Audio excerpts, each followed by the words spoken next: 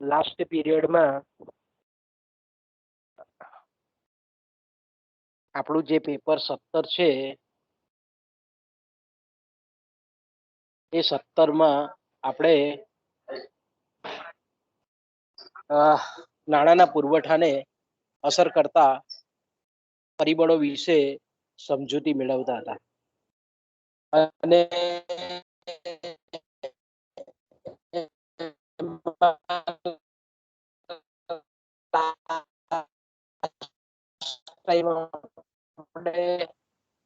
જોયું તે પ્રમાણે કે નાણાંના પુરવઠાને જે અસર કરતા પરિબળ મુખ્ય પહેલું પરિબળ છે એ છે સરકાર અને સરકારી ખર્ચ. તો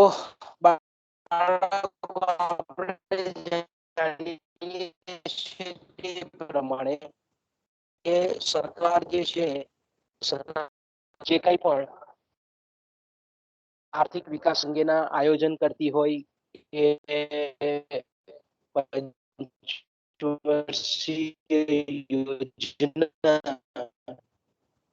અમલીકરણ કરવા માળખાગત સુવિધા પાછળ જ્યારે આપણે એમ કહીએ કે પોતાના આયોજનો કરતી હોય તો તેવા સંજોગોમાં આપણે એમ કહી શકીએ કે સરકારનો ખર્ચ ઘણો બધો વધી જતો હોય છે. તો તેવા સંજોગોમાં આપણે એમ કહી શકીએ બાળકો કે સરકારની આવક અને સરકારનો ખર્ચ એ બંને વચ્ચે જે ખદ ઊભી થાય છે એટલે કે સરકારની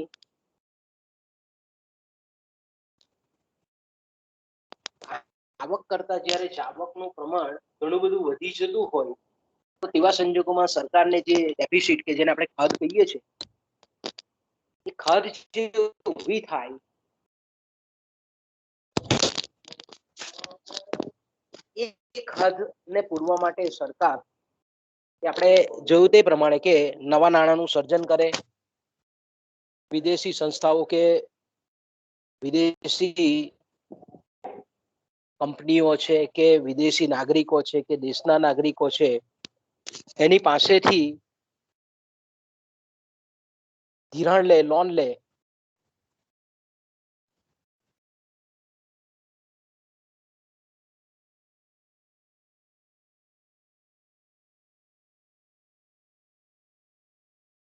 ઘણી વખત આપણે જોઈએ છીએ તે પ્રમાણે કે નાણું છે એ ચલણી નાણું આપણે એમ કહી શકીએ એના પુરવઠા કરી શકે છે. પણ આપણે જાણીએ છીએ તે પ્રમાણે કે જ્યારે સરકાર આ રીતે ખદ પુરવણીનો સહારો લે છે અને ચલણી નોટો નવી બહાર પાડે છે તો તેવા સંજોગોમાં આપણે એમ કહી શકીએ કે એમણે ખૂબ વિવેકપૂર્ણ રીતે આ ખાદ પુરવણી નીતિનો સહારો લેવો પડે. અન્યથા આપણે એમ કહીએ કે જો અવિવેકી નિર્ણય લઈ અને જો સરકાર પોતાના ખાદ પુરવણીના જે કંઈ એ સાધનો જો આપણે એમ કહીએ કે ઉપયોગ વધારે પ્રમાણમાં કરે તો તેવા સંજોગોમાં આપણે એમ ચોક્કસ કહી શકીએ કે અર્થતંત્રમાં નાણાંનો પુરવઠો એ વધે છે. અને નાણાંનો પુરવઠો વધે છે એટલે આપણે જાણીએ છીએ બાળકો કે નાણાંનો પુરવઠો વધે એટલે ભાવ સપાટીમાં વધારો થાય, ભાવ સપાટીમાં વધારો થાય એટલે નાણાંનું મૂલ્ય જેને આપણે નાણાંની ખરીદ શક્તિ કહીએ છીએ એ નાણાંની ખરીદ શક્તિ પણ એ આપણને ઘટતી જતી જોવા મળે છે. લાસ્ટ પીરિયડમાં આપણે એની ઘણી ચર્ચાઓ કરી છે. પછી આવે છે વેપારી બેંકો કે દેશના નાણાંના પુરવઠાને અસર કરતું એક મહત્વનું પરિબળ છે એ છે વેપારી બેંકો. કારણ કે વેપારી બેંકો એ આપણને ખબર છે કે લોકો પાસેના જે કંઈ પણ ફાજલ નાણાં છે એ ફાજલ નાણાંને અલગ અલગ થાપણો દ્વારા એકત્ર કરે છે અને એ થાપણોનો અમુક ભાગ એ રોકડ સ્વરૂપે રવા દઈ અને શાખનું સર્જન કરે છે. એટલે કે ધિરાણ સર્જવાનું કાર્ય એ વેપારી બેંકો કરે છે. એટલે લોકોની જે પ્રાથમિક થાપણો છે એ પ્રાથમિક થાપણોનું વિસ્તરણ કરી અને અનેક ગણું શક્ય તેટલું શાક સર્જન કરે છે. તો આપણે એમ કહીએ કે વેપારી બેંકોની જેમ શાક સર્જન કરવાની વૃત્તિ વધે તેમ આપણને ખબર છે કે વ્યુત્પન્ન થાપણો, જેને આપણે સાખી થાપણો કહીએ છીએ, સાખી નાણું કહીએ છીએ, એ સાખી નાણું અર્થતંત્રમાં વધે એટલે નાણાંનો પુરવઠો અર્થતંત્રમાં વધે છે. વેપારી બેંકો પણ આપણે જાણીએ છીએ તે પ્રમાણે કે શાક સર્જન અવિરત રીતે એક ધારું કરી શકતી નથી, કારણ કે મધ્યસ્થ બેંક અલગ અલગ શાખ નિયંત્રણના જે પગલાઓ લઈ અને ઘણી વખત ધિરાણની જે પ્રવૃત્તિ છે, શાક સર્જનની વૃત્તિ છે બેંકોની, એના પર કોઈક ને કોઈક રીતે અંકુશ મૂકે છે. એ જ રીતે આપણે એમ કહીએ કે ઘણી વખત જે થાપણો માં ભંગાણ ઊભું થાય છે. થાપણોમાં ભંગાણનો મતલબ એવો થાય કે ધારો કે કોઈક વ્યક્તિએ કે પેઢીએ ધિરાણ લીધું અને ધિરાણ એમના જે કંઈ પણ લેણદારો છે એમને ચેક દ્વારા ન ચૂકવતા એને કદાચ રોકડમાં નાણાકીય વ્યવહાર કરે, અથવા તો આપણે એમ કહીએ કે ધિરાણ લઈને સમગ્ર નાણું એ પોતાની પાસે રોકડ સ્વરૂપમાં રહેવા દે, તો તેને લીધે શું થાય કે જે અનેક બેંકોની આપણે કહીએ કે સંકલિતતાને કારણે જે શાક સર્જનની પ્રવૃત્તિ થાય છે એમાં એક જાતનું ભંગાણ ઊભું થતું આપણને જોવા મળે છે. એ જ રીતે આપણે કહીએ કે વેપારી બેંકો શાક સર્જન કરે અને લોકોની જો રોકડ પસંદગીમાં વધારો થાય તો તેવા સંજોગોમાં આપણે એમ ચોક્કસ કહી શકીએ કે નાણાંનો પુરવઠો અથવા તો શાક સર્જનની જે પ્રવૃત્તિ છે બેંકોની, એમાં એક જાતનો વિક્ષેપ આવે. એ જ રીતે ઘણી વખત અર્થતંત્રની જે વેપાર વાણિજ્યની જે પરિસ્થિતિ છે કે વેપાર વાણિજ્ય અથવા તો આપણે એમ કહીએ કે અર્થતંત્રમાં મંદીજન્ય પરિબળો કામ કરતા હોય તો તેવા સંજોગોમાં સ્વાભાવિક છે કે જે ધંધાકીય પ્રવૃત્તિમાં વ્યસ્ત પેઢી કે વ્યક્તિ હોય કે કુટુંબ હોય તો એ આવા મંદીના સમયગાળામાં લોન મેળવવાની અનિચ્છિતતા દર્શાવે, અને અનિશ્ચિતતા દર્શાવે એટલે વેપારી બેંકો ભલે શાક સર્જન કરતી હોય, ધિરાણ સર્જતી હોય, પણ આવી જે આપણે એમ કહીએ કે મંદીની પરિસ્થિતિને લીધે પણ લોકો ઓછું ધિરાણ માંગતા હોય છે, ઓછી લોન માંગતા હોય છે. તો તેવા સંજોગોમાં આપણે એમ કહીએ કે અર્થતંત્રમાં નાણાંના પુરવઠા પર એ રીતની અસર થતી આપણને જોવા મળે છે. અને આપણે એમ કહી શકીએ કે વેપારી બેંકોની જે શાક સર્જનની જે પ્રવૃત્તિ છે, પ્રક્રિયા છે, એ અને શાખની જે અસર, એની જે નીતિ છે એ નાણાંના પુરવઠામાં ચોક્કસ રીતે આપણે એમ કહીએ કે વધારો કે ઘટાડો કરે છે. ઓકે, ત્રીજું પરિબળ આપણે જોવાનું છે તે છે મધ્યસ્થ બેંક. તો મધ્યસ્થ બેંક આપણે જાણીએ છીએ તે પ્રમાણે કે મધ્યસ્થ બેંક જે છે તે મધ્યસ્થ બેંક બે રીતે આપણે નાણાંના પુરવઠાને અસર કરે છે. એક તો ચલણી નાણું, આપણે એમ કહીએ ને કે ચલણી નાણું બહાર પાડીને, આપણે એમ કહીએ કે ચલણી નાણું બહાર પાડે મધ્યસ્થ બેંક વધારે સરકાર વતી, તો તેવા સંજોગોમાં આપણે એમ કહી શકીએ કે અર્થતંત્રમાં નાણાંનો પુરવઠો એ વધતો જતો આપણને જોવા મળે છે. એ જ રીતે આપણે એમ કહીએ કે શાખ નિયમન કે મધ્યસ્થ બેંક, એ આપણને ખબર છે કે મધ્યસ્થ બેંક જે છે તે સરકાર વતી શાખ નિયંત્રક તરીકેનું કાર્ય કરે છે. એટલે જ્યારે પણ અર્થતંત્રમાં એવું લાગતું હોય કે અર્થતંત્રમાં જો નાણાંનું પરિમાણ અતિશય વધી જાય તો મધ્યસ્થ બેંક બે રીતે શાખ નિયમન કરે છે. પહેલું આપણે જાણીએ છીએ તે પ્રમાણે કે પરિમાણાત્મક શાખ નિયંત્રણ, કે જેને આપણે જથ્થાત્મક શાખ નિયંત્રણ પણ કહીએ છીએ, કે જેમાં બેંક દરની નીતિ અપનાવવામાં આવે છે, ખુલ્લા બજારની નીતિ અપનાવવામાં આવે છે અને રોકડ અનામતના પ્રમાણમાં ફેરફાર કરી અને મધ્યસ્થ બેંક શાખ નિયંત્રણ કરે છે. આ તમારે પેપર 22માં પણ આવશે આ ટોપિક. એ જ રીતે આપણે એમ કહીએ કે ગુણાત્મક શાખ નિયંત્રણના સાધનની મદદથી પણ અર્થતંત્રમાં નાણાંના પુરવઠાનું સંચાલન એ મધ્યસ્થ બેંક કરતી હોય છે. ધારો કે આપણે એમ કહીએ કે અમુક જ ક્ષેત્રને કે અમુક જ આપણે એમ કહીએ કે વેપાર ધંધાકીય પ્રવૃત્તિ છે એમને જ માત્ર શાખ આપવી, અમુક જ ક્ષેત્રમાં શાખની આપણે એમ કહીએ કે શાખનું પ્રમાણ નક્કી કરવું, શાખની માપબંધી જેને આપણે કહીએ છીએ. એ જ રીતે ઋણની સીમામાં ફેરફાર, જેને આપણે માર્જિનમાં ફેરફાર કહીએ છીએ, એ જ રીતે સીધા પગલા હોય, નૈતિક સમજાવટ હોય અને પ્રચાર અને પ્રસાર, આ બધી નીતિઓ અન્વયે આપણે એમ કહીએ કે ગુણાત્મક શાક સર્જન કરી અને મધ્યસ્થ બેંક જે છે તે નાણાંના પુરવઠાનું સંચાલન અર્થતંત્રમાં કરે છે. ઓકે, ત્યાર પછીનો જે આપણે એમ કહીએ કે ચોથું પરિબળ જે છે તે છે ચલણ વેગ.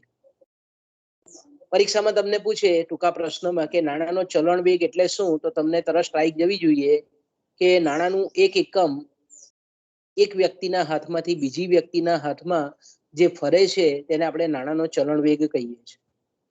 નાણાંનો ચલણ વેગ એટલે શું, તો કે નાણાંનો ચલણ વેગ એટલે નાણાંનું કોઈ પણ એકમ, દાખલા તરીકે 2000 રૂપિયાની નોટ છે, એનું મૂલ્ય 2000 રૂપિયા છે, પણ જો દિવસમાં એ 10 વ્યક્તિના હાથમાંથી ફરતી હોય તો ભલે એ 2000 ની નોટ છે, પણ 2000 ગુણ્યા 10 એટલે 20,000 રૂપિયા જેટલો અર્થતંત્રમાં નાણાંનો પુરવઠો વધેલો છે એમ આપણે કહી શકીએ. એટલે આપણે એમ કહીએ કે નાણાંનો ચલણ વેગ જેટલો અર્થતંત્રમાં વધારે, આ તો કાયદેસરના ચલણી નાણાંની વાત કરીએ છીએ આપણે, પણ જે બેંક નાણું જે છે એનું પણ જો ચલણ વેગ આપણે જોઈએ તો એનો પણ ચલણ વેગ જેટલો વધારે એટલો આપણે એમ કહી શકીએ કે અર્થતંત્રમાં નાણાંનો પુરવઠો વધારે. નાણાંનો ચલણ વેગ જેટલો ઓછો તેટલો આપણે એમ કહી શકીએ કે નાણાંનું પુરવઠામાં એટલું સંકોચન થાય, ઓછો થાય. એટલે આપણે એમ કહીએ કે બેંક નાણાં અને કાયદેસરના નાણાંનો ચલણ વેગ એ નાણાંના પુરવઠાને અસર કરતું બહુ મહત્વનું પરિબળ છે. આપણે એસવાયમાં જોઈ ગયા પેપર 1માં નાણું અને બેન્કિંગમાં ફિશરનો નાણાં પરિમાણનો સિદ્ધાંત, એમાં આપણે ચલણ વેગ વિશે આપણે સૂત્ર પણ મૂકેલું હતું અને દાખલો પણ આપણે લીધેલો હતો તે વખતે. એ જ રીતે આપણે એમ કહીએ કે નાણાં જેવી થાપણો, જેને આપણે સામાન્ય રીતે અવેજ થાપણો કહીએ છીએ, એને આપણે એમ કહીએ છીએ અવેજ નાણું કહીએ છીએ. તો અવેજ નાણું એટલે આપણને ખબર છે કે એસવાયમાં એ પણ આપણે ભણી ગયા છે કે અવેજ નાણું એટલે એવી નાણાકીય અસ્કયામતો છે કે જેનું મૂલ્ય નાણાંમાં અંકિત હોય, એને સીધે સીધું આપણે ખર્ચી શકતા નથી, પણ જ્યારે પણ એના દ્વારા આપણે વિનિમય કરવો હોય તો પહેલા એને નાણાંમાં રૂપાંતર કરવું પડે અને ત્યાર પછી આપણે એની ચૂકવણી કરી શકીએ. આપણે નાણું અને અવેજ નાણાં વચ્ચેનો ભેદ પણ એસવાયમાં જોઈ ગયેલા હતા કે નાણું હાથ પર રાખવાથી આપણને કઈ આવક પ્રાપ્ત થતી નથી, પણ અવેજ નાણું જો આપણે હાથ પર રાખીએ છીએ તો વ્યાજ રૂપી અથવા તો મૂડી લાભ વતી આપણને કંઈક ને કંઈક વળતર પ્રાપ્ત થાય છે. એ આપણે એસવાયમાં ઘણી ચર્ચા તે વખતે કરેલી હતી. તો આપણે એમ કહીએ કે આવું જે અવેજ નાણું છે એનું પ્રમાણ અર્થતંત્રમાં કેટલું છે એ પણ નાણાંના પુરવઠાને અસર કરતું એક બહુ મહત્વનું પરિબળ છે. તમને પરીક્ષામાં પૂછે કે અવેજ નાણું કોને કહેવાય, અવેજ નાણાંના કોઈ પણ 4 ઉદાહરણો આપો, આ રીતે ટૂંકો પ્રશ્ન તમને પૂછી શકે. તો આપણને ખબર છે કે સરકારી જે જામીનગીરીઓ છે, તિજોરી પત્ર છે, ટ્રેઝરી બિલ્સ છે, સરકારી બોન્ડ છે, વેપારી બિલો છે, બચત પત્રો છે, પોસ્ટલ ઓર્ડર છે, શેર છે, ડિબેન્ચર છે, આવી જે કંઈ પણ અસ્કયામતો છે તેને આપણે અવેજ નાણું કહીએ છીએ. આ અસ્કયામતો મેં કીધું તેમ કે રોકડ નાણું નથી, પણ એને થોડાક વિલંબે આપણે એમ કહીએ કે નાણાંમાં એનું રૂપાંતરણ કરી શકીએ છીએ. તો આપણે એમ કહીએ કે લોકો પોતાનું જે ચલણી નાણું છે એને આવી નાણાં જેવી થાપણોમાં કેટલું કન્વર્ટ કરે છે, કેટલું પરિવર્તન કરે છે, કેટલા ફેરફાર કરે છે, એ પણ આપણે એમ કહીએ કે અર્થતંત્રમાં નાણાંના પુરવઠામાં ફેરફારો લાવે છે. ઓકે, એટલે આપણે એમ કહીએ કે નાણાંના પુરવઠાને અસર કરતું એક અગત્યનું પરિબળ છે નાણાં જેવી થાપણો. ઓકે, ત્યાર પછી આપણે જાણીએ છીએ તે પ્રમાણે બાળકો સંસ્થાકીય અને માનવીય પરિવર્તનો. કે સંસ્થાકીય અને માનવીય પરિવર્તન એટલે હું સામાન્ય રીતે દરેક દેશના લોકોની માનસિકતા હોય. આપણે વિકસિત દેશોમાં જઈએ છીએ તો મોટે ભાગે લોકોની વૃત્તિ એવી હોય કે લોકો રોકડ નાણું ઓછું હાથ પર રાખે, કારણ કે ત્યાં આપણે જાણીએ છીએ તે પ્રમાણે કે શાખી સંસ્થાઓનો પુષ્કળ વિકાસ થયેલો હોય, અન્ય જે કંઈ પણ સાધનો છે નાણાકીય એનો વિકાસ થયેલો હોય, એટલે રોકડ નાણું જેને આપણે કાયદેસરનું ચલણી નાણું કહીએ છીએ એ ઓછું રાખતા હોય. પણ અલ્પ વિકસિત કે વિકાસશીલ રાષ્ટ્રો છે એમાં આપણને ખબર છે કે એમાં રોકડ નાણું એ વધારે રાખે છે.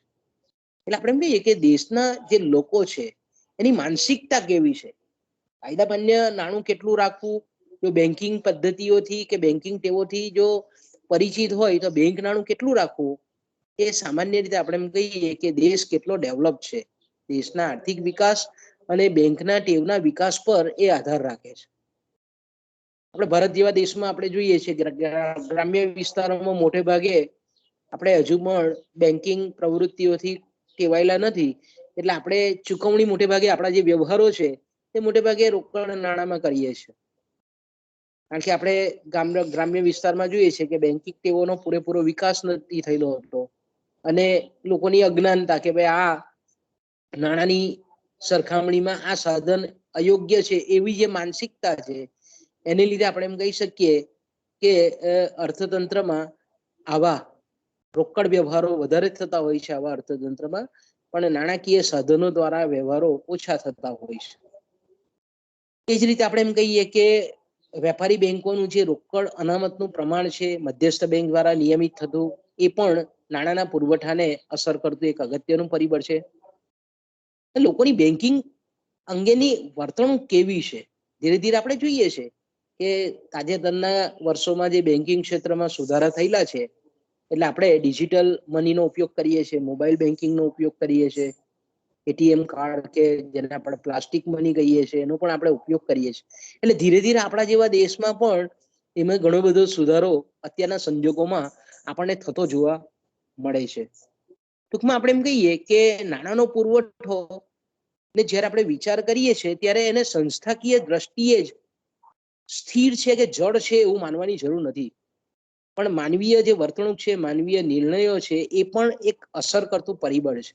એટલે આપણે એમ કહી શકીએ કે નાણાંનો પુરવઠો એ જડ પરિબળ નથી, એ ગતિશીલ છે, ડાયનેમિક ફેક્ટર છે એ. ઓકે, ત્યાર પછી જે છેલ્લું જે આપણે એમ કહીએ કે નાણાંના પુરવઠાને અસર કરતું પરિબળ છે એ છે વિદેશી ચલણની અનામતો. આપણે જોઈએ છે કે આજે વિશ્વના તમામ દેશો છે તે એકબીજા સાથે આંતરરાષ્ટ્રીય વેપારથી જોડાયેલા છે. દરેક દેશો, કોઈ પણ એવો દેશ નથી, એ ભલે સમાજવાદી દેશ હોય, સામ્યવાદી દેશ હોય, મૂડીવાદી દેશ હોય કે મિશ્ર અર્થતંત્ર વાળો હોય, દરેક દેશો એકબીજા પર આધારિત છે. વ્યાપારિક સંબંધો દરેક દેશો એકબીજા સાથે ધરાવે છે. તો આપણે એમ કહીએ કે એકબીજા સાથેના જે સંબંધો છે એને આપણે આંતરરાષ્ટ્રીય વેપારના સ્વરૂપથી જોઈએ છીએ. તો આંતરરાષ્ટ્રીય વેપાર જો દેશનો વધારે હોય, એટલે કે તમારું પેપર જે આપણે કહીએ કે આંતરરાષ્ટ્રીય અર્થશાસ્ત્ર છે તેમાં તમે ઓલરેડી આ ભણો જ છો, હિના મેડમ જે લે છે તેમાં, તો તમને ખબર છે કે આંતરરાષ્ટ્રીય જે વેપાર છે અને એ વેપાર દેશની ફેવરમાં છે, પ્રતિકૂળ છે કે અનુકૂળ છે, એને માપતો જે એકમ છે તેને આપણે બેલેન્સ ઓફ પેમેન્ટ કહીએ છીએ, જેને આપણે લેણદેણની તુલા કહીએ છીએ. તો આપણે એમ કહીએ કે જો દેશની લેણદેણની તુલા જો પોઝિટિવ હોય, હકારાત્મક હોય, એટલે આપણી જો આયાત મૂલ્ય કરતા જો નિકાસ મૂલ્ય વધારે હોય, એટલે કે જો નિકાસ કમાણી વધારે હોય, આયાત મૂલ્ય એટલે આપણે આયાત વિદેશોથી જે વસ્તુ કે સેવાની આયાત કરીએ છીએ એના બદલામાં જે ચુકવણી કરીએ છીએ તેને આપણે આયાત ચુકવણી કહીએ છીએ. તે પણ સાથે સાથે આપણે એમ કહીએ કે આપણા જે દેશના પેઢીઓ છે, કુટુંબો છે, વ્યક્તિઓ છે, કંપનીઓ છે, એ જે કંઈ પણ વિદેશોમાં આપણે એમ કહીએ કે ચીજ વસ્તુ અને સેવાઓની નિકાસ કરે છે, તો એને લીધે નિકાસ કમાણી થાય છે. તો એક બાજુ આયાત ખર્ચ અને નિકાસ કમાણી, આ બે વચ્ચેનો જે તફાવત છે તે વિદેશી ચલણની અનામતોને નક્કી કરે છે, અસર કરે છે. જો આપણે એમ કહીએ કે આયાત ખર્ચ કરતા જો નિકાસ કમાણી વધારે હોય, તો તેવા સંજોગોમાં આપણે એમ કહીએ કે ભારતની જે મધ્યસ્થ બેંક છે કે જે આંતરરાષ્ટ્રીય જે ચલણ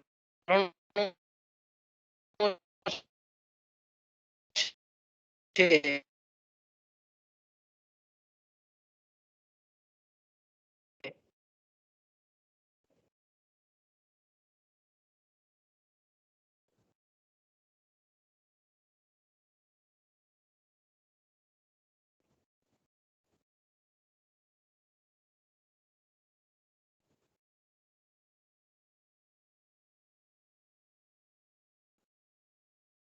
એ ચલણો રાખવાની સત્તા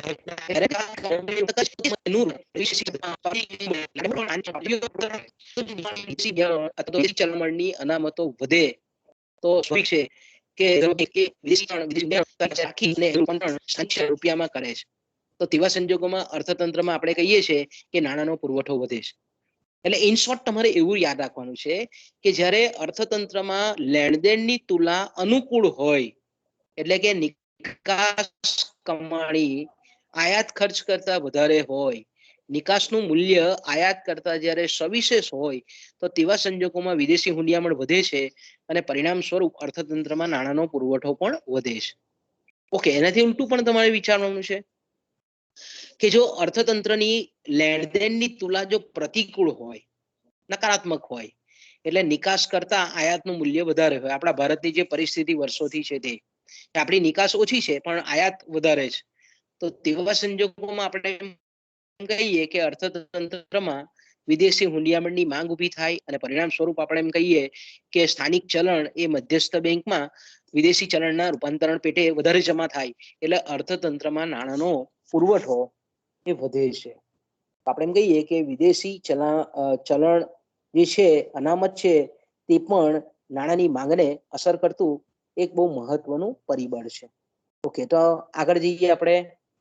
1-2 મિનિટ સ્લાઇડ જોઈ લઉં આગળની. દેખાય છે સ્લાઇડ? દેખાય છે બાળકો? જરાક મને રિપ્લાય આપો. ના સર, નહીં દેખાતું.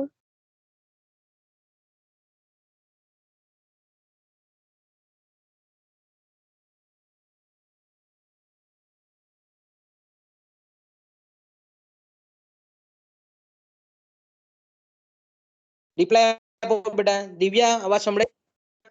આવજો આવતી ગયો પાછું.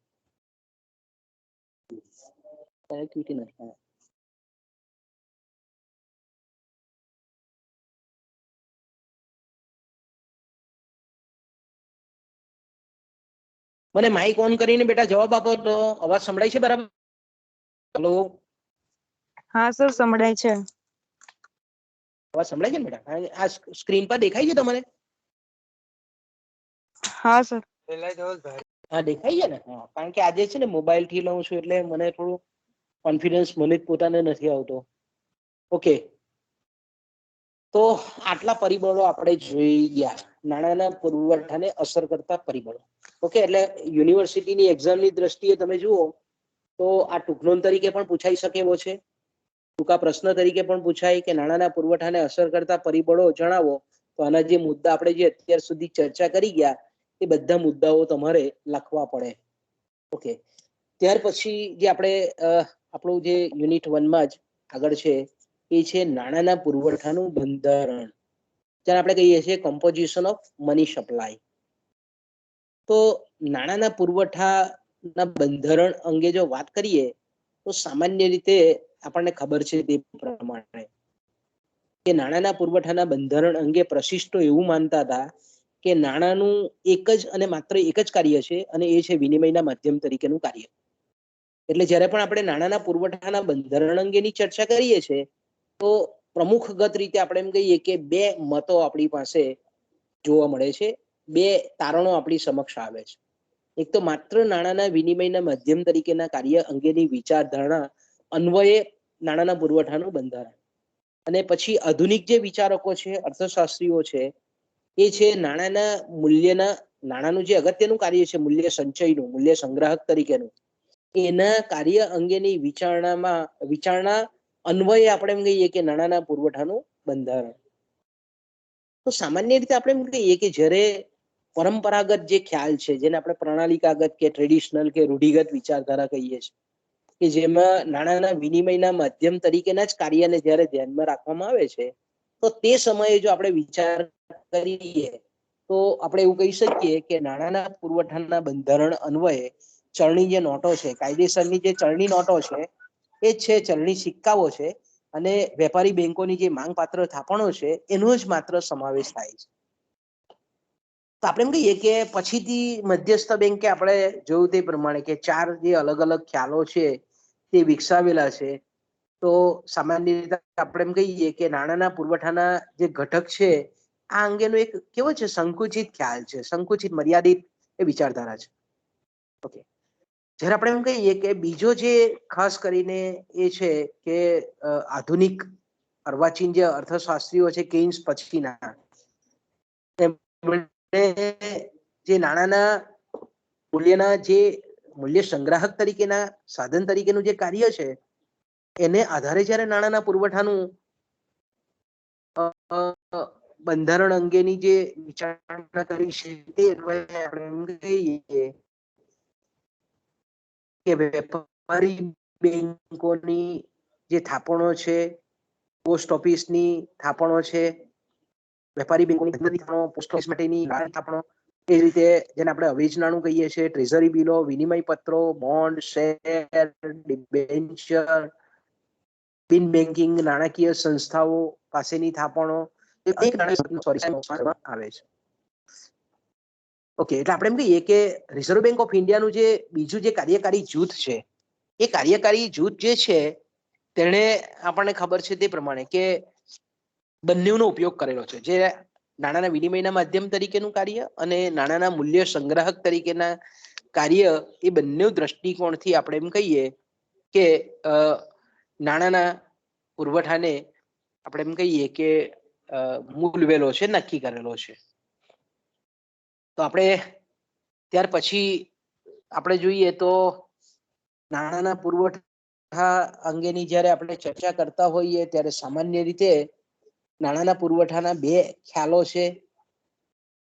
પહેલો જે ખ્યાલ છે તે static concept of the stock concept, the supply of money, નાણાંના પુરવઠા અંગેનો સ્થિર ખ્યાલ, અથવા તો આપણે કહીએ કે નાણાંના જથ્થા અંગેનો ખ્યાલ, જે નિર્દેશ છે. જ્યારે બીજો જે ખ્યાલ છે નાણાંના પુરવઠાનો તે કેવો છે, ગતિશીલ છે અને પ્રવાહ અંગેનો ખ્યાલ છે, જે અમુક સમયના ગાળા દરમિયાન એ આપણે તમે જોઈ શકો છો કે એ અઠવાડિયાનો સમયગાળો હોય, દિવસ હોય, તે સંદર્ભમાં એ સમયગાળા એ ધ્યાનમાં રાખીને આ ગતિશીલ ખ્યાલને વિકસાવેલો છે. ઓકે, આગળ જઈએ બાળકો.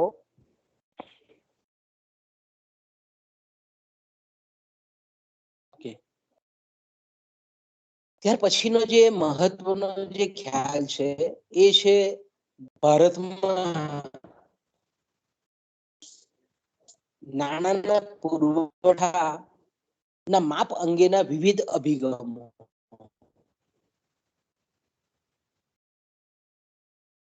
ખૂબ અગત્યનો ટોપિક છે. પરીક્ષામાં ઘણી વખત પૂછાય પણ છે યુનિવર્સિટી એક્ઝામમાં. તો સામાન્ય રીતે આપણે કહીએ કે ભારતમાં ખાસ કરીને નાણાંના પુરવઠાને માપવા માટેના અલગ અલગ અભિગમો છે. એ અભિગમો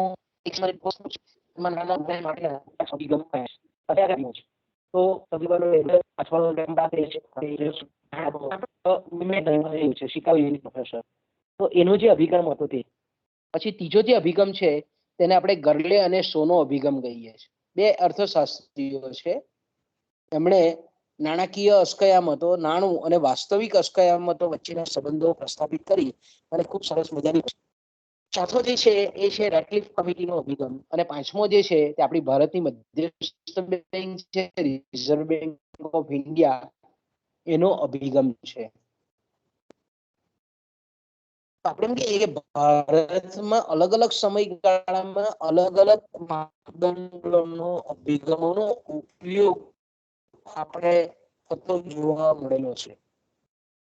તો આપણે કહીએ કે નાણાંના પુરવઠાના માપ અંગેના અભિગમો આપણે કહીએ તો એ છે વિગત અથવા તો પ્રણાલિકાગત તો આપણે જાણીએ છીએ તે પ્રમાણે કે આ પરંપરાગત શબ્દાવલી તમારાથી બેસાડી દેવાનું કે આમાં માત્ર ને માત્ર વિનિમયના માધ્યમ તરીકે જે નાણાં છે એને આવેલું છે. તો આ અભિગમ પ્રમાણે આપણે એમ કહીએ કે નાણાંના પુરવઠામાં ચલણી નોટો છે, સિક્કાઓ છે અને વેપારી બેંકોની જેને આપણે માંગ પારખણો કહીએ છીએ, જેને આપણે ટૂંકા ગાળાની થાપણો કહીએ છીએ, અલ્પનો સમાવેશ થાય છે. એટલે આપણે એમ કહીએ કે આ અભિગમ અન્વયે સમયના કોઈ ચોક્કસ બિંદુએ અર્થતંત્રમાં પ્રજા પાસેનો જે નાણાંનો જથ્થો છે, એટલે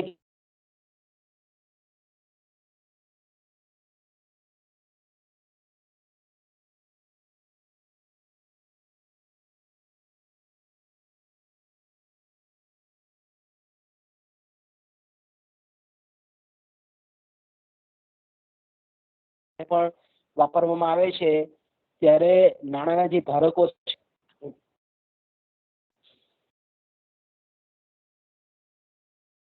આ કનેક્ટિવિટી આવજાવ કરે છે, એટલે જરા પેશન્સ રાખજો, ધીરજ રાખજો બાળકો. એટલે રૂઢિગત જે ખ્યાલ છે તે પ્રમાણે આપણે એમ કહીએ કે સમયના કોઈ એક ચોક્કસ બિંદુએ નાણાંનો જે જથ્થો છે લોકો પાસેનો, અને લોકો એટલે પ્રજા શબ્દ આપણે વાપરીએ છીએ, તો એમાં ખાસ કરીને નાણાંના જે ધારકો છે તે અને નાણાંના સર્જકો છે તે. નાણાંના સર્જકોમાં આપણને ખબર છે કે સમગ્ર બેન્કિંગ તંત્ર અને સરકારનો સમાવેશ થાય છે. ત્યારે પ્રજા એટલે તમામ પેઢીઓ, કંપનીઓ, સંસ્થાઓ, નાણાકીય સંસ્થાઓ, બિન નાણાકીય સંસ્થાઓ, સામાન્ય લોકો, કુટુંબો બધાનો સમાવેશ પ્રજામાં કરવામાં આવે છે. તો આ અભિગમ પ્રમાણે સમયના કોઈ એક ચોક્કસ બિંદુએ નાણાંનો જથ્થો પ્રજા પાસેની ચલણી નોટો, ચલણી સિક્કાઓ અને માંગપાત્ર થાપણોના પ્રમાણ દ્વારા માપવામાં આવે છે. ઓકે, ત્યાર પછીનો જે બીજો ખ્યાલ છે એ છે, તો બાળકો આપણે જાણીએ છીએ કે નાણાંવાદી તરીકે મેં આગળ પણ કીધું કે નાણાંવાદીમાં ખાસ કરીને ડોક્ટર મિલ્ટન ફ્રીડમેન, શિકાગો યુનિવર્સિટીના નોબેલ પારિતોષિક વિજેતા અર્થશાસ્ત્રી છે, કેન્સની દરજ્જાના અર્થશાસ્ત્રી છે, મોટા દરજ્જાના અર્થશાસ્ત્રી છે, કે નાણાંવાદી વિચારધારા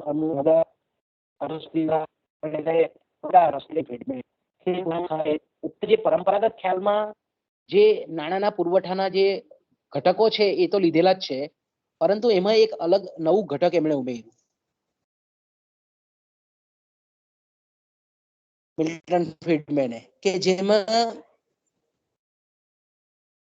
ચલણી નોટો, સિક્કાઓ, માંગપાત્ર થાપણો પણ સાથે સાથે બેંકોની જે વેપારી બેંકોની બાંધી મુદતની થાપણો છે, જેને આપણે ફિક્સ્ડ ડિપોઝિટ્સ કહીએ છીએ, એનું પણ આમાં સમાવેશમાં આવે છે. ઓકે, આગળ જઈએ. એક જ મિનિટ, ફરી પાછું હું તમને નવો સ્ક્રીન મૂકી આપું.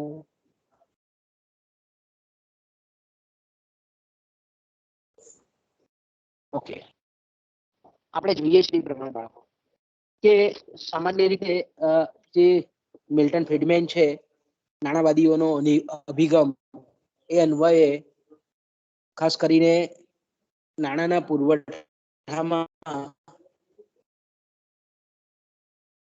ચલણી નોટો, ચલણી સિક્કાઓ, વેપારી બેંકોની જે મુદતી થાપણો છે, મુદતી થાપણોનો પણ સમાવેશ એ અર્થતંત્રમાં નાણાંના પુરવઠાને માપવા માટે કરવામાં આવે છે. ઓકે, ત્યાર પછી ચોથો જે ખ્યાલ છે, ત્રીજો, સોરી, આપણે બે જોઈ ગયા, પરંપરાગત ખ્યાલ અને નાણાંવાદીઓનો અભિગમ. ત્રીજો જે ખ્યાલ છે એને આપણે ગરલેસોનો અભિગમ કહીએ છીએ. તો ગરલે અને સો મેં કીધું તેમ કે બે અર્થશાસ્ત્રીઓ છે કે નાણાંના પુરવઠામાં ઉપરના જે બંને અભિગમો છે એનો તો એમણે સમાવેશ કરેલો જ છે, એટલે કે ચલણી નોટો, ચલણી સિક્કાઓ, વેપારી બેંકોની માંગપાત્ર થાપણો, બેંકની બાંધી મુદતની થાપણો, પણ ગરલે અને સોના અભિગમ પ્રમાણે એ ઉપરાંત એનો તો સમાવેશ કરવામાં આવે છે, પણ નાણાકીય સંસ્થાઓ અને બિન નાણાકીય સંસ્થાઓની જે કુલ જવાબદારીઓ છે એ પણ સામાન્ય રીતે પ્રજા તરફથી થતા ખર્ચ અંગેના નિર્ણયોને નિર્ધારિત કરે છે. અને એટલું નાણું નહીં, પણ ગરલે અને સોના અભિગમ પ્રમાણે નાણાંના પુરવઠામાં જે અવેજ નાણાંઓના સાધનો છે એનો પણ સમાવેશ કરવામાં આવે છે, જેને આપણે નાણાકીય અસ્કયામતો કહીએ છીએ. શેર છે, બોન્ડ છે, ડિબેન્ચર છે, તિજોરી પત્ર છે, વિનિમય પત્રો છે, પોસ્ટલ ઓર્ડરો છે, પોસ્ટ ઓફિસની થાપણો છે, બચત થાપણો છે, આ બધાનો સમાવેશ ગરલે અને સોના મતે નાણાંના પુરવઠામાં કરવામાં આવે છે. તો તમે જો ધીરે ધીરે ધીરે જેમ જેમ અભિગમ બદલાતા જાય છે તેમ તેમ નાણાંના પુરવઠાનું વિસ્તરણ ઘણા બધા નાણાકીય સાધનો દ્વારા થતું હોય એવું આપણને સ્પષ્ટ જોવા મળે છે. ઓકે, ચોથો જે અભિગમ છે તેને આપણે રેટક્લિફ કમિટી કહીએ છીએ. ઇંગ્લેન્ડની કમિટી છે, બેન્કિંગ ક્ષેત્રમાં ખાસ કરીને ઘણા બધા તે વખતે અભ્યાસો કરેલા હતા એમણે. તો રેટક્લિફ કમિટી અભિગમ છે તરલતાનો અભિગમ, એક વ્યાપક ખ્યાલ તરીકે જેને આપણે બ્રોડ મની કહીએ છીએ ઇંગ્લિશમાં, એ બ્રોડ મની તરફ એક નવી દિશા ચીંધે છે. સામાન્ય રીતે આપણે એમ કહીએ કે જે રેટક્લિફ કમિટીનો જે અભિગમ છે એ એવું કહેવા માંગે છે કે લોકોના ખર્ચ અંગેના જે કંઈ પણ નિર્ણયો છે એ વાસ્તવમાં જોઈએ તો રોકડ પસંદગીનું વિધેય છે. બરાબર, લોકો જો રોકડ વૃત્તિ હાથ પર વધારે રહેવા દે તો સ્વાભાવિક છે કે લોકો ખર્ચ ઓછો કરે છે. અને રોકડ પસંદગીનું પ્રમાણ ઘટાડે, તરલતા પસંદગીનું પ્રમાણ ઘટે, તો એનો મતલબ એમ થાય કે લોકોનો ખર્ચ વધે છે. એટલે રેટક્લિફ કમિટીનું કહેવું એવું છે કે જ્યારે નાણાંના પુરવઠાનો વિચાર કરવામાં આવે છે ત્યારે નાણાંની જે લિક્વિડિટી છે, જનરલ લિક્વિડિટી, સામાન્ય જે તરલતા છે, એના પરિપ્રેક્ષ્યમાં એનો વિચાર થવો જોઈએ. અને સામાન્ય તરલતામાં આપણને ખબર છે તે પ્રમાણે કે ચલણી નાણું છે, રોકડ રકમ છે અને બધા જ પ્રકારની બેંક થાપણો તેમજ તમામ પ્રકારની સંસ્થાઓ. જો રેટક્લિફ કમિટીનો લંબાઈ એના મતલબ નાણાંનો પુરવઠો એટલે તમામ પ્રકારની, ખાલી બેંક અને પોસ્ટ જ નહીં પણ તમામ પ્રકારની અન્ય સંસ્થાઓ છે એની જે કંઈ પણ થાપણો છે એ તમામ નાણાંમાં છે. એ ઉપરાંત પણ આનું આપણી જેટલી પણ ઉપર સવલતો સંસ્થાઓ છે એના માટે સવલતો ઊભી થતી હોય એ તમામનો સમાવેશ નાણાંના પુરવઠામાં છે. ઓકે, ત્યાર પછીનો પાંચમો જે ખ્યાલ છે એ છે મધ્યસ્થ બેંકનો, રિઝર્વ બેંક ઓફ ઇન્ડિયાનો અભિગમ. કે આપણી ભારતની મધ્યસ્થ બેંક આરબીઆઈએ આપણને ખબર છે તે પ્રમાણે કે 1934 નો જે એક્ટ હતો Reserve Bank of India act, એ અન્વયે રિઝર્વ બેંકની સ્થાપના ભારતની મધ્યસ્થ બેંક તરીકે થયેલી જોવા મળે છે. તો આપણે એમ કહીએ કે રિઝર્વ બેંક ઓફ ઇન્ડિયાએ સમયના કોઈ ચોક્કસ બિંદુએ નાણાંના પુરવઠાને માપવા માટે અથવા તો એની ગણતરી કરવા માટે વ્યાપક રીતે ખાસ કરીને જે રેટક્લિફ કમિટી છે એની તરલતાનો જે અભિગમ છે એનો સ્વીકાર કરેલો છે. એટલે રેટક્લિફ કમિટી પાછી તમારે રિવાઇઝ મગજ દોડાવવાનું છે. રેટક્લિફ કમિટીના માટે નાણાંનો પુરવઠો એટલે તમામ પ્રકારની તરલતા, એમાં રોકડ રકમ પણ આવી જાય, બેંકોની થાપણો આવી જાય, અન્ય સંસ્થાઓ પાસેની જે કંઈ પણ તમામ થાપણો છે તે પણ આવી જાય, નાણું ઉછીનું લેવા આપવા માટે જે ઉપલબ્ધ સવલતો છે, સંસ્થાઓ છે અને એના દ્વારા જે કંઈ પણ ધિરાણોનું સર્જન થાય છે. અત્યારે આપણે જોઈ શકીએ છીએ ભારત બજારમાં કે ભાઈ વીમા કંપનીઓ પણ એવી છે, ઘણી ફાઇનાન્શિયલ કંપનીઓ પણ એવી છે, ઘણી બીજી અન્ય કંપનીઓ પણ એવી છે કે જે ધિરાણની સવલતો ઉપલબ્ધ કરે છે. આ તમામનો સમાવેશ એ આપણે રેટક્લિફ કમિટીના અભિગમ પ્રમાણે નાણાંના પુરવઠામાં થાય છે. તો રેટક્લિફ કમિટીનો આ જે તરલતાનો અભિગમનો સ્વીકાર છે તે મધ્યસ્થ બેંકે અપનાવેલો છે. અને રિઝર્વ બેંક ઓફ ઇન્ડિયાએ, આપણે એમ કહીએ કે 4 માપદંડો દ્વારા તરલતાના ઉતરતા ક્રમે જો અહીંયા એક એક્ઝેક્ટલી તમારે મગજમાં રાખવાનું છે કે જે લિક્વિડિટી છે એ લિક્વિડિટી ઘટતી જાય છે. એના સિદ્ધાંતના ક્રમને ધ્યાનમાં રાખીને નાણાંના પુરવઠાને માપવા માટેના ખ્યાલો આપેલા છે. જે ખ્યાલ છે જેને આપણે સંકીર્ણ નાણું કહીએ છીએ. મધ્યસ્થ બેંકનું કેવું નાણું છે? સંકીર્ણ નાણું, નેરો મની જેને આપણે કહીએ છીએ. એટલે પરીક્ષામાં તમને કોઈ વખત પેપર સેટર પૂછે કે સંકીર્ણ નાણું એટલે શું, એને આપણે નેરો મની કહીએ છીએ. નેરો મની એટલે શું? તો માપવા માટેના જે 4 માપદંડો બતાવેલા છે એમાં પહેલું M1. M1 એટલે તમારા કેપિટલ પહેલી ABCD નો M અને 1 બરાબર. તો કે M1 એટલે હું પરીક્ષામાં તમને આમાંથી બી કોઈ ટૂંકો પ્રશ્ન પૂછી શકે કે M1 બરાબર હું, તો કે પ્રજા પાસેનું ચલણી નાણું, ચલણી નોટો, ચલણી સિક્કાઓ, વેપારી બેંકોની માંગપાત્ર થાપણો અને મધ્યસ્થ બેંક પાસેની એટલે કે રિઝર્વ બેંક પાસેની અન્ય થાપણો, એનો સમાવેશ આપણે M1 માં થાય છે, સંકીર્ણ નાણાંમાં થાય છે. ઓકે. M2 ત્યાર પછીનો જે બીજો માપદંડ આપ્યો M2, તો કે M2 બરાબર M1 ઉપરની જે તમામ બાબતો છે તે પ્રજા પાસેનું જે કાયદેસરનું ચલણી નાણું, વેપારી બેંકોની માંગપાત્ર થાપણો અને મધ્યસ્થ બેંકની અન્ય થાપણો તો ખરી જ ખરી, પણ એની અંદર ઓફિસની બચત ખાતાની બચત થાપણો. જો અહીંયા ખાલી M2 અન્વયે તમારે અહીંયા માઇક્રો ઓબ્ઝર્વેશન કરવાનું છે. M1 વત્તા પોસ્ટ ઓફિસ સેવિંગ્સ બેંકની બચત થાપણો, ખાલી બચત થાપણો, અહીંયા બીજી થાપણોને ધ્યાનમાં લેવાની નથી. ઓકે. નંબર 3, ત્રીજો જે ખ્યાલ આપ્યો છે મધ્યસ્થ બેંકે એ M3 જેને આપણે બ્રોડ મની કહીએ છીએ, જેને વ્યાપક નાણું કહીએ છીએ. M1 વત્તા બેંકોની M1, જો M1 એટલે તમારે પાછું રિવર્સમાં વિચારવાનું છે. M1 એટલે M1 માં કયા કયા કોમ્પોનન્ટ આવે છે બધા વિચારી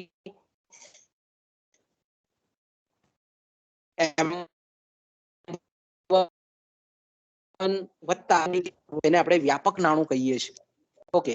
અને છેલ્લો જે ખ્યાલ છે M4 બરાબર M3 વત્તા પોસ્ટ ઓફિસની કુલ થાપણો, તમામ પ્રકારની થાપણો. એટલે અહીંયા રિકરિંગ ડિપોઝિટ પણ આવી જાય, મંથલી ઇન્કમ સ્કીમ પણ આવી જાય, પોસ્ટ ઓફિસના અન્ય જે કંઈ પણ બચત પત્રો છે એનો સમાવેશ પણ અહીંયા આપણે કરી શકીએ. તમામ પ્રકારની થાપણો એ M4 અન્વયે આવી જાય. એટલે M4 બરાબર શું છે તો કે M3 વત્તા પોસ્ટ ઓફિસની કુલ થાપણો. અને M3 એટલે આપણને ખબર છે M1 વત્તા પોસ્ટ ઓફિસ બચત બેંકની બચત થાપણો. આ બધાનો સરવાળો કરીએ અને જ્યારે આપણે ભારતીય અર્થતંત્રમાં નાણાંનો પુરવઠો માપીએ તો આપણે એમ કહી શકીએ કે M4 પ્રમાણે નાણાંના પુરવઠાનું મૂલ્ય કેટલું છે એ આપણે માપી શકીએ. એટલે કોઈ પણ આપણે કહીએ કે અલગ અલગ જે સંસ્થાઓ છે, સરકાર છે,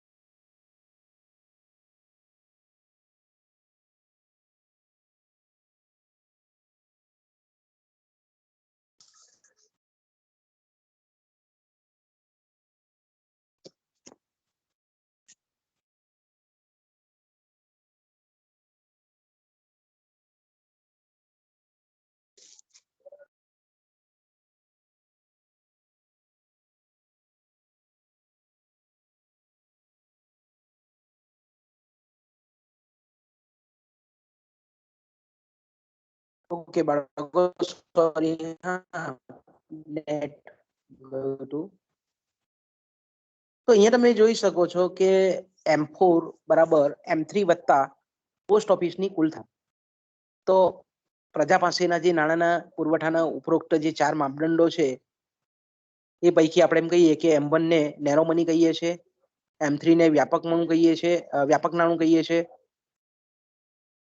મધ્યસ્થ બેંક અથવા તો સરકારને જ્યારે પણ આવશ્યકતા હોય ત્યારે એ પ્રમાણે એનો કોઈ પણ માપદંડનો ઉપયોગ કરી અને અર્થતંત્રમાં નાણાં પુરવઠાનું સંચાલન એ કરે છે.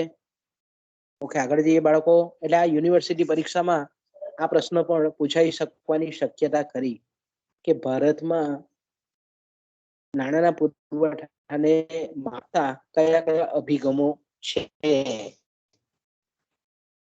ઓકે, ટૂંક નોંધમાં પણ પૂછી શકે, લાંબા પ્રશ્નમાં પણ પૂછાઈ શકે એવો પ્રશ્ન છે. તો અહીંયાથી આપણે